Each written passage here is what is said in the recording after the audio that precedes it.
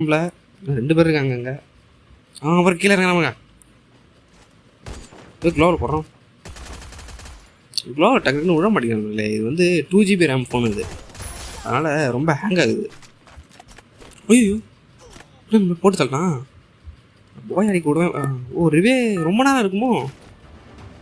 அதனால ரொம்ப நாள் ஆச்சு, எனக்கு தெரியல. அது திரும்பி நம்ம இடத்துல இறங்குவோம் பாருங்க. கையில் ஸ்னைப்பர் வச்சு மேலே இருந்து அடிக்கலாம் பாருங்க. இந்த வீட்டுக்கு மேலே ஏறி அடிக்கலாமா முதல்ல? நம்மளும் கூட அப்படி தான் பண்ணிகிட்டு இருப்போம். பாருங்க, அவங்க நின்றுருக்கிறது அப்படியே தெரியுது நம்மளுக்கு. படுத்துக்கிட்டான் பாருங்க அவன். வேறு யாராவது கீழே பால வராங்களா? இல்லை. பாருங்க, நம்ம டக்குன்னு நம்ம பொட்டி எடுத்துடலாம். பாருங்க, படுத்துக்கிட்டே நம்மளை பார்த்துட்டான் அவன்.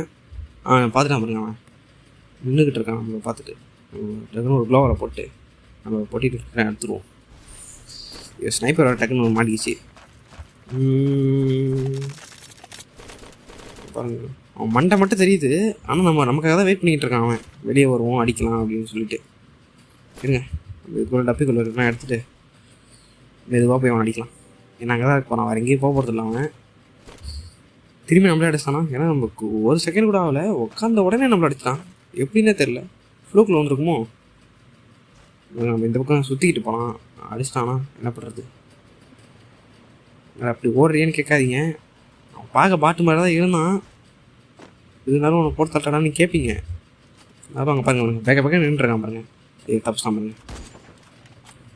அந்த பக்கம் போய் அடிப்போம். ஐயோ மிஸ் ஆயிடுச்சு. ஒரு அடி 2